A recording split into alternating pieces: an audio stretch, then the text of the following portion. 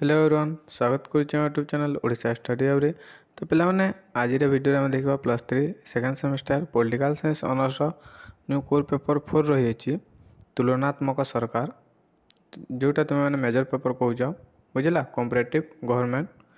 तो देखा यूनिट 2 रही 2 सदनीय व्यवस्थापिका। नेक्स्ट क्लास में आम 1 सदनीय व्यवस्थापिका प्रकार भेद तार सुगुण और दुर्गुण को आलोचना करदेला। तो आज आम 2 सदनीय व्यवस्था को आलोचना करवा बुझेगा। तो देख आज मैंने चैनल को प्रथम थर आसछन्ति चैनल को सब्सक्राइब करदेव और बेल आइकन प्रेस कर ऑल नोटिफिकेशन ऑन करदेव जहाँद्वारा परवर्ती वीडियो आप सर्वप्रथम पाइपर। तो पिला माने प्रथम देखा व्यवस्थापिका कौन 2 सदनीय व्यवस्थापिका कौन बुझेगा। तो देख व्यवस्थापिका 2 प्रकार गोटे हूँ सदनीय 1 सदनीय और गोटे हूँ 2 सदनीय। तो जो व्यवस्थापिका गोटे मात्र सदन कक्ष बा गृह थाए देख जो व्यवस्थापिका गोटे मात्र सदन कक्ष बा गृह थाए ताहाकू 1 सदनीय व्यवस्थापिका कहुए बुझेगा। ठीक सेपरि जो व्यवस्थापिका 2टी सदन बा कक्ष बा गृह थाए ताहाकू 2 सदनीय व्यवस्थापिका कहुए बुझे ना। तो जो व्यवस्थापिका 2टी सदन बा 2टी कक्ष बा गृह थाए ताहाकू 2 सदनीय व्यवस्थापिका कहुए बुझेगा। तो इंग्लैंड संसद हूँ विश्वर सर्वपुरातन व्यवस्थापिका। तो बुझेगा। तो ये देखा आम 2 सदनीय व्यवस्थापिकार सुगुण। तो 2 सदनीय व्यवस्थापिकार गोटे सुगुण अच्छी और गोटे दुर्गुण रही। तो किसी भल गुण रही और किसी खराब गुण रही। तो आम देखा तार सुगुण। तो देख पे 2 सदनीय व्यवस्थापिकार सुगुण देखा। तो प्रथम रही तरबरिया और त्रुटियुक्त आईन प्रणयन नियंत्रण। तो देख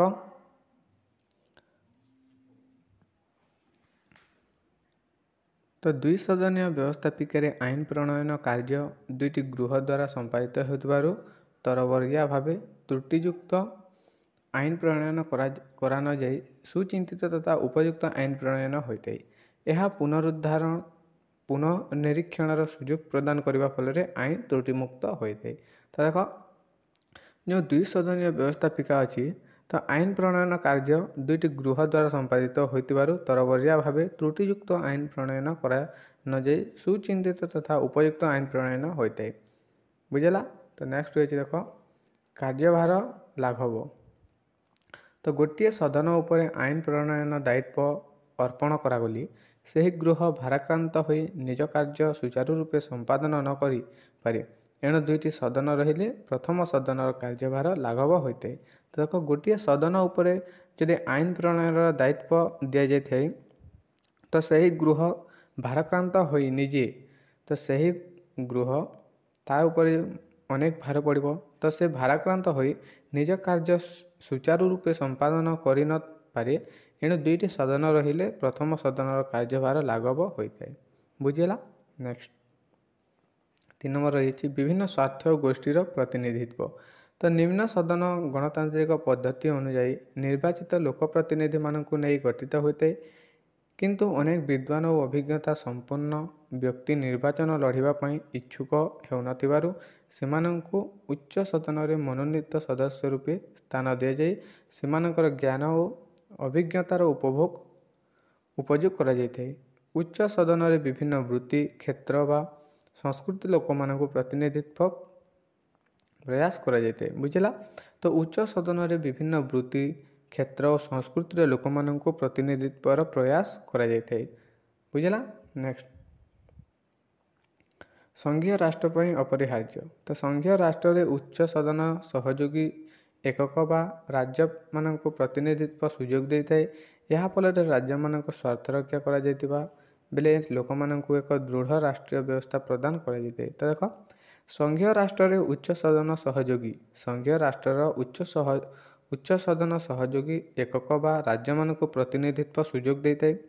यह फल राज्य मानक स्वार्थ रक्षा करा जाइतिबा बेले लोक मानकु एक दृढ़ राष्ट्रीय व्यवस्था प्रदान करा जाइते। नेक्स्ट संख्यागरिष्ठ दल तथा एक सदनीय एकछत्रवाद। ତ ଦେଖ ନିମ୍ନ ସଦନରେ ସଂଖ୍ୟାଗରିଷ୍ଠତା ଦୌରାତ୍ମ୍ୟକୁ ଉଚ୍ଚ ସଦନ ପ୍ରତିରୋଧ କରିଥାଏ। ଗୋଟିଏ ସଦନର ସ୍ୱେଚ୍ଛାଚାରୀ କାର୍ଯ୍ୟକୁ ଦ୍ୱିତୀୟ ସଦନ ନିୟନ୍ତ୍ରଣ କରିଥାଏ। ତ ଦେଖ ଗୋଟିଏ ସଦନର ସ୍ୱେଚ୍ଛାକାରୀ କାର୍ଯ୍ୟକୁ ଦୁଇ ସଦନୀୟ ନିୟନ୍ତ୍ରଣ କରିଥାଏ। ଏହା ଫଳରେ ଜନସ୍ୱାର୍ଥର ସୁରକ୍ଷା ସମ୍ଭବ ହୋଇଥାଏ। ଉଚ୍ଚ ସଦନର ରକ୍ଷଣଶୀଳତା ଓ ନିମ୍ନ ସଦନର ଉଗ୍ର ପ୍ରଗତିବାଦ ମଧ୍ୟରେ ଉତ୍ତମ ଭାରସାମ୍ୟ ରକ୍ଷା କରାଯାଇଥାଏ। ତ ଏଇଟା ଥିଲା ସଂଖ୍ୟାଗରିଷ୍ଠତା ଦଳ ତଥା ଏକ ସଦନୀୟ ଏକଛତ୍ରବାଦର ପ୍ରତିରୋଧ। ତ ନେକ୍ସଟ ରହିଛି ରାଷ୍ଟ୍ରନୀତିରେ ଧାରାବାହିକତା ସ୍ଥାୟିତ୍ୱ। ତ ଦ୍ୱିତୀୟ ସଦନ ପ୍ରଥମ ସଦନ ଅପେକ୍ଷା ଅଧିକ ସ୍ଥାୟୀ ହୋଇଥିବାରୁ ରାଷ୍ଟ୍ରନୀତିରେ ଧାରାବାହିକତା ରକ୍ଷା ସମ୍ଭବ ହୋଇଥାଏ। ଉଚ୍ଚ ସଦନର ସଭ୍ୟମାନେ ଅଧିକ ଦିନ ସଦନର ସଭ୍ୟ ପଦରେ ରହୁଥିବାରୁ ଅଧିକ ଅଭିଜ୍ଞ ଓ ଅନୁଭବୀ ହୋଇଥାନ୍ତି। ତ ଦେଖ ଦ୍ୱିତୀୟ ସଦନ ପ୍ରଥମ ସଦନ ଅପେକ୍ଷା ଅଧିକ। ତ ଦ୍ୱିତୀୟ ସଦନଟି ପ୍ରଥମ ସଦନ ଅପେକ୍ଷା ଅଧିକ ସ୍ଥାୟୀ ହୋଇଥିବାରୁ ରାଷ୍ଟ୍ରନୀତିରେ ଧାରାବାହିକତା ରକ୍ଷା ସମ୍ଭବ ହୋଇଥାଏ। ବୁଝିଲା? ତ ଉଚ୍ଚ ସଦନର ସଭ୍ୟମାନେ ଅଧିକ ଦିନ ସଦନର ସଭ୍ୟ ପଦରେ ରହୁଥିଲେ ମଧ୍ୟ ଅଧିକ ଅଭିଜ୍ଞ ଓ ଅନୁଭବୀ ହୋଇଥାନ୍ତି। ବୁଝିଲା? ତ ଏଇଟା ଥିଲା ଦୁଇ ସଦନୀୟ ବ୍ୟବସ୍ଥାପିକାର ସୁଗୁଣ। ତ ଏବେ ଦେଖିବା ଦୁର୍ଗୁଣ। ତାର କିଛି ଖରାପ ଗୁଣ ରହିଅଛି। ବୁଝିଲା? ତ ଦେଖ ପ୍ରଥମେ ରହିଛି ଅନାବଶ୍ୟକ ବ୍ୟବସ୍ଥା। ତ ଫରାସୀ ଦାର୍ଶନିକ ଆବିସିଏସଙ୍କ ମତରେ ତ ଦ୍ୱିତୀୟ ସଦନ ଯଦି ପ୍ରତିନିଧି ସଦନ ସହିତ ସବୁ ସମୟରେ ସହମତ ବା ଏକମତ ହୁଏ ତେବେ ଏହା ଅନାବଶ୍ୟକ ଏବଂ ଯଦି ଏହା ଏକମତ ନ ହୁଏ ତେବେ ଏହା ଅନିଷ୍ଟକର ଅଟେ। ବ୍ୟବସ୍ଥାପିକା ସଭା ଦୁଇଟି ସଦନରେ ବିଭକ୍ତ ହୋଇ ପରସ୍ପରର ବିରୋଧ କଲେ ବ୍ୟବସ୍ଥାପିକା ଅଙ୍ଗର ଏକକତା ନଷ୍ଟ ହୁଏ। ଏଣୁ ଜନମତର ପ୍ରତିନିଧିତ୍ୱ କରୁଥିବା ବ୍ୟବସ୍ଥାପିକା ଅଙ୍ଗ ଗୋଟିଏ ହେବା ଉଚିତ। ଦୁଇ ସଦନର ପ୍ରୟୋଜନ ନାହିଁ। ତ ସେ କହିଲେ ଦେଖ ଦୁଇ ସଦନ ଯଦି ପ୍ରତିନିଧିତ୍ୱ ସଦନ ସହିତ ସବୁ ସମୟରେ ସହମତ ଓ ଏକମତ ହୁଏ ତେବେ ଏହା ଅନାବଶ୍ୟକ ଏବଂ ଯଦି ଏହା ଏକମତ ନ ହୁଅନ୍ତି ତେବେ ଏହା ଅନିଷ୍ଟକର। ତ ଯଦି ଦୁଇ ସଦନ ଯଦି ପ୍ରତିନିଧିତ୍ୱ ସଦନ ସହିତ ସବୁ ସମୟରେ ସବୁବେଳେ ଏକମତ ହୁଅନ୍ତି ତେବେ ତାହା ଅନାବଶ୍ୟକ ଅଟେ ପିଲାମାନେ। ଯଦି ସେମାନେ ଏକମତ ନ ହୁଅନ୍ତି ତେବେ ତାହା ଅନିଷ୍ଟକର ଅଟିଥାଏ। ବୁଝିଲା? ନେକ୍ସଟ ବାଧା ଓ ବିଳମ୍ବ। ସାଧାରଣତଃ ଦ୍ୱିତୀୟ ସଦନର ବୟସ୍କ ପ୍ରତିକ୍ରିୟାଶୀଳ ସମ୍ଭ୍ରାନ୍ତ ଶ୍ରେଣୀର ସଭ୍ୟମାନେ ପ୍ରଗତିଶୀଳ ସଂସ୍କାରଧର୍ମୀ ତଥା ଉନ୍ନତ ଆଇନଗୁଡ଼ିକ ବିରୋଧ କରିଥାଏ। ଏକ ନିର୍ଦ୍ଦିଷ୍ଟ ଜଟିଳ ପଦ୍ଧତିରେ ବ୍ୟବସ୍ଥାପିକାର ଗୋଟିଏ କକ୍ଷରେ ଆଇନ ଅନୁମୋଦିତ ହୋଇ ଅନ୍ୟ କକ୍ଷକୁ ପଠାଯାଇଥାଏ। ସେଠାରେ ପୁଣି ସମାନ ପଦ୍ଧତି ଅନୁସୃତ ହେବା ଫଳରେ ଆଇନ ପ୍ରଣୟନର ଅଯଥା ବିଳମ୍ବ ସୃଷ୍ଟି ହୋଇଥାଏ। ତ ଦେଖ ସାଧାରଣତଃ ଦ୍ୱିତୀୟ ସଦନର ବୟସ୍କ ପ୍ରତିକ୍ରିୟାଶୀଳ ସମ୍ଭ୍ରାନ୍ତ ଶ୍ରେଣୀର ସଭ୍ୟମାନେ ପ୍ରଗତିଶୀଳ ସଂସ୍କାରଧର୍ମୀ ତଥା ଉନ୍ନତ ଆଇନଗୁଡ଼ିକ ବିରୋଧ କରିଥାଏ।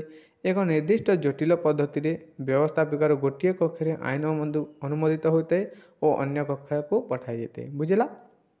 ସେଠାରେ ପୁଣି ସମାନ ପଦ୍ଧତି ଅନୁସୃତ ହେବା ସହିତ ଆଇନ ପ୍ରଣୟନରେ ଅଯଥା ବିଳମ୍ବ ସୃଷ୍ଟି ହୋଇଥାଏ। ତ ନେକ୍ସଟ ରହିଛି ବ୍ୟୟ ସାପେକ୍ଷ। ତ ବ୍ୟବସ୍ଥାପିକାରେ ଦୁଇଟି ସଦନ ଥିବାରୁ ସଦସ୍ୟମାନଙ୍କର ବେତନ ଭତ୍ତା ଗସ୍ତ ଖର୍ଚ୍ଚ ଗୃହ ପରିଚାଳନାରେ ଖର୍ଚ୍ଚ ଆଦି କାରଣରୁ ଅଧିକ ବ୍ୟୟ ହୋଇଥାଏ ଯାହା ଲୋକମାନଙ୍କ ଠାରୁ କର ଆକାରରେ ଆଦାୟ କରାଯାଇଥାଏ। ନେକ୍ସଟ ରକ୍ଷଣଶୀଳତା। ତ ଦ୍ୱିତୀୟ ସଦନରେ ଅଧିକାଂଶ ସମୟରେ ପୁଞ୍ଜିପତି ଓ ରକ୍ଷଣଶୀଳ ବ୍ୟକ୍ତି ଅଧିକ ସଂଖ୍ୟାରେ ରହିଥାନ୍ତି। ସେମାନେ ଲୋକମାନଙ୍କର ପ୍ରତିନିଧିତ୍ୱ ନକରି କେତେକ ନିର୍ଦ୍ଦିଷ୍ଟ ତଥା ସ୍ୱତନ୍ତ୍ର ସ୍ୱାର୍ଥର ପ୍ରତିନିଧିତ୍ୱ କରିବା ଦ୍ୱାରା ସାଧାରଣ ସ୍ୱାର୍ଥର ବିରୁଦ୍ଧାଚରଣ କରିଥାନ୍ତି। ଏହି ଗୃହ ନିମ୍ନ ସଦନର ପ୍ରଗତିଶୀଳ ଆଇନକୁ ବିରୋଧ କରିବା ଫଳରେ ଦେଶର ପ୍ରଗତି ବାଧାପ୍ରାପ୍ତ ହୋଇଥାଏ। ତ ଏଟା ଥିଲା ରକ୍ଷଣଶୀଳତା ଦୁଇ ସଦନ ବ୍ୟବସ୍ଥାପିକାର ଦୁର୍ଗୁଣ। ବୁଝିଲା? ତ ଆଶା କରୁଛି ଭିଡ଼ିଓଟି ପାରିଥିଲେ ତୁମ ସାଙ୍ଗମାନଙ୍କୁ ସେୟାର କରିଦେବ ଯାହାଦ୍ୱାରା ସେମାନେ ମଧ୍ୟ ଉପକୃତ ହୋଇପାରିବେ। ଧନ୍ୟବାଦ।